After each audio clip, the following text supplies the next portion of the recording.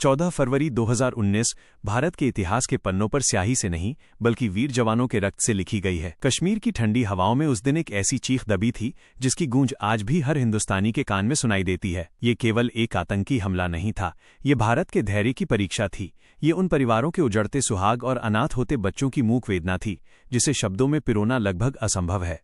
लेकिन जब हम उस बलिदान को याद करते हैं तो हमारा कर्तव्य बनता है कि हम उस गाथा को विस्तार दें ताकि आने वाली पीढ़ियां जान सकें कि आज़ादी और सुरक्षा की कीमत क्या होती है। जम्मू श्रीनगर राष्ट्रीय राजमार्ग पर उस दिन सुबह से ही हलचल थी। सीआरपीएफ का वो काफिला जिसमें 78 गाड़ियां शामिल थीं महज एक सैन्य मूवमेंट नहीं था। उन बसों के भीतर भारत का एक छोटा स्वरूप बैठा था।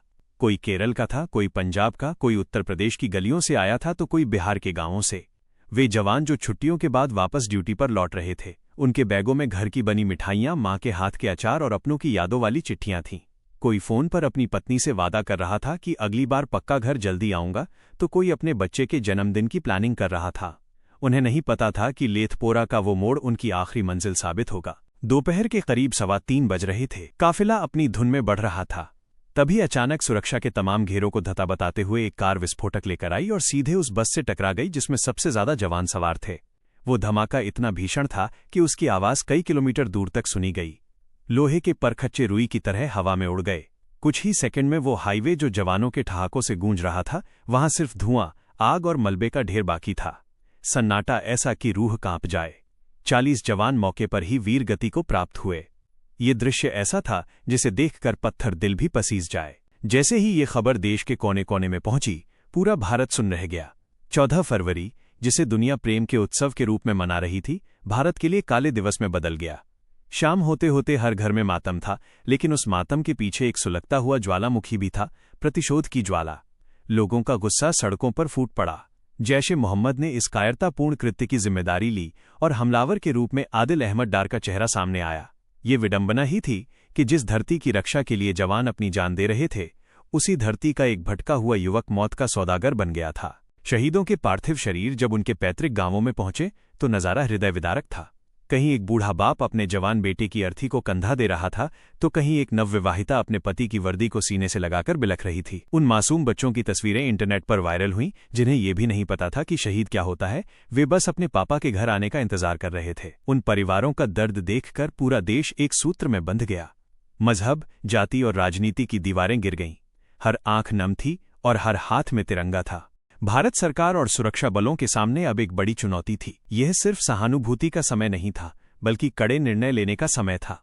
अंतर्राष्ट्रीय मंच पर पाकिस्तान को अलग थलग करने की मुहिम शुरू हुई। दुनिया ने देखा कि भारत अब वो देश नहीं रहा जो सिर्फ शोक मनाकर चुप बैठ जाए। प्रधानमंत्री ने स्पष्ट शब्दों में कहा था कि गुनहगारों को सजा जरूर मिलेगी और सेना को समय, स्थान और स्वरूप चुनने की पूरी आजादी दी गई है। और फिर आया 26 फरवरी 2019 का दिन। ठीक 12 दिन बाद भारतीय वायुसेना के मिराज 2000 विमानों ने रात के अंधेरे में नियंत्रण रेखा को पार किया और बालाकोट में स्थित आतंकी शिविरों को मलबे में तब्दील कर दिया। ये नया भारत था जो घर में घुसकर मारना जानता था।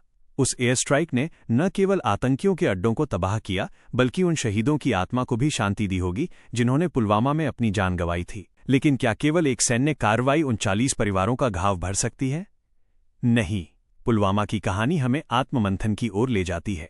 ये हमें याद दिलाती है कि हम जिन त्योहारों को शांति से मनाते हैं, उनके पीछे किसी के घर का दिया हमेशा के लिए बुझ जाता है।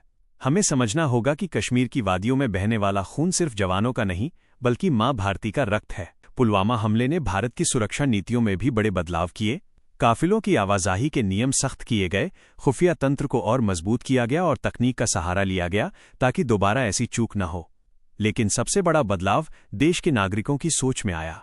लोगों ने महसूस किया कि असली हीरो सिनेमा के पर्दे पर नहीं, बल्कि सरहदों पर तैनात हैं। सोशल मीडिया से लेकर सड़कों तक जवानों के प्रति जो सम्मान उमड़ा, वो अभूतपूर्व था। आज जब हम उस घटना को याद करते हैं तो हमें उन वीरों के नाम दोहराने चाहिए। नसीर अहमद, जयमल सिंह, तिलक राज, रोहिताश लांबा। ये सिर्फ नाम नहीं है, ये साहस के पर्याय हैं। इनमें से हर एक की अपनी कहानी थी। किसी ने अपनी बहन की शादी के लिए पैसे जोड़े थे, तो कोई अपनी मां का ऑपरेशन कराने वाला था।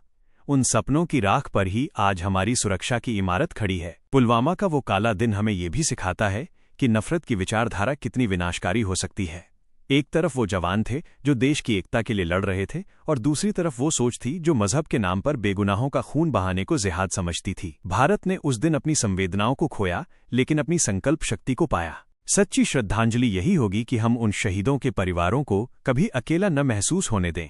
सरकार ने मदद की, संस्थाओं ने हाथ बढ़ाए, लेकिन समाज के तौर पर हमारा ये दायित्व है कि हम उनके बलिदान को हर दिन याद रखें, न कि सिर्फ 14 फरवरी को।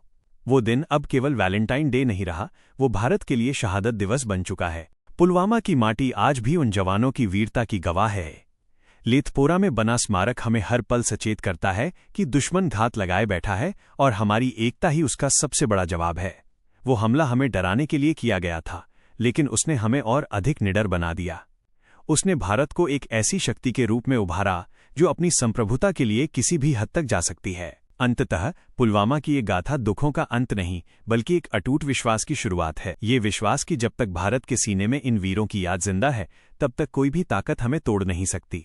उन 40 जवानों ने अपनी शहादत से देश को जो पाठ पढ़ाया, वो युगों युगों तक गूंजता रहेगा। उनकी कुर्बानी व्यर्थ नहीं गई, क्योंकि उन्होंने 130 करोड़ भारतीयों के भीतर सोए हुए राष्ट्रवाद को जगा दिया। आज जब तिरंगा लहराता है, तो उसकी 3 रंगों की खूबसूरती के पीछे उन शहीदों के लहू की सुर्खी भी शामिल होती है। पुलवामा के वीरों को शत शत नमन। आपकी वीरता, आपका त्याग और आपका देश प्रेम हमेशा हमारी प्रेरणा बना रहेगा। भारत आपको कभी नहीं भूलेगा। जय हिंद, जय भारत।